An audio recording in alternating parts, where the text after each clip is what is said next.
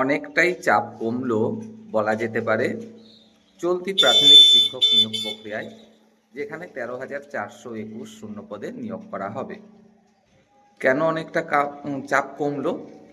কারণ একটাই, সেটা হলো 20-22 ডিএলএড মামলা। কিভাবে চাপ কমলো সেই প্রসঙ্গে যাওয়ার আগে তো যেটা বিষয় সেটা হলো 20-22 ডিএলএড মামলা। এখানে কি ঘটলো? তাদেরকে নিয়োগটা দিয়ে দিতে চাইছে রাজ্য, এবং রাজ্যের সেই যে ইচ্ছা সেটা পূরণে কিন্তু কোনো রকম বাধা সৃষ্টি করলো না সুপ্রিম কোর্ট। নতুন করে শূন্যপদ সৃষ্টি করা হবে যতটা প্রয়োজন, এবং সেই শূন্যপদ সৃষ্টি করে 20-22 ডিএলএড ক্যান্ডিডেট যারা একত্রিতভাবে প্যানেল প্রকাশ করলে নিয়োগ পাওয়ার যোগ্য ছিল তাদেরকে নিয়োগটা দেয়া হবে। এতে করে কোনো রকম সমস্যাই থাকলো না ইন সার্ভিস টিচারদের।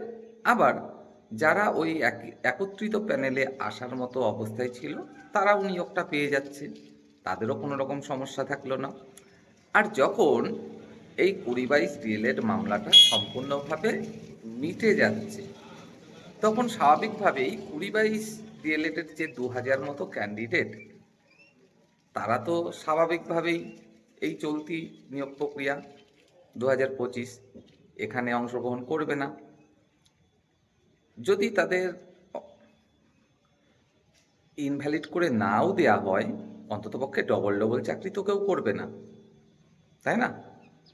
স্বাভাবিকভাবেই 2000 ক্যান্ডিডেট কমে গেল, এবং তার সাথে সাথে আরও কমে গেল মিনিমাম 15,000 ক্যান্ডিডেট যারা কিনা ইন সার্ভিস টিচার।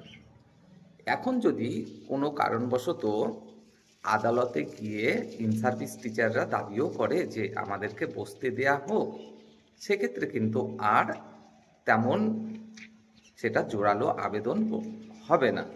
কেন হবে না? তুমি ভাই চাকরি করছো, আর তুমি কদিন আগে পর্যন্ত দেখাতে পারতে যে আমার চাকরির নিরাপত্তা নেই, সাবজেক্ট টু আউটকাম লেখা আছে, যখন তখন আমার চাকরিটা চলে যেতে পারে, এরকম একটা পরিস্থিতি ছিল। কিন্তু বর্তমানে তো আর সেটা নেই, তাই তোমার সেই আবেদনটাও কিন্তু গ্রান্টেড হবে না। অর্থাৎ ইন সার্ভিস টিচাররাও কিন্তু এক্ষেত্রে বাতিল হয়ে গেল এক ধাক্কায়।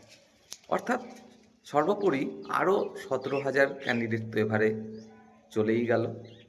তো যাই হোক, ব্যাপারটা কিন্তু খুব ভালোই হলো নতুন ক্যান্ডিডেটদের জন্য। শেষ করার আগে বলে রাখবো,